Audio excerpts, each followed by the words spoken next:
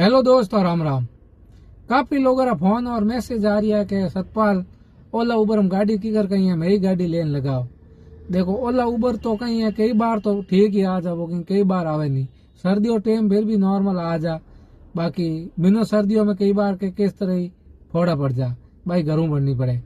और अगर किन का नहीं साइड में मतलब महीने 7 8 या 10 बुकिंग आप कोई साइड कॉन्टेक्ट में आ सके तो फिर भी ठीक है, रगड़ो हो जा।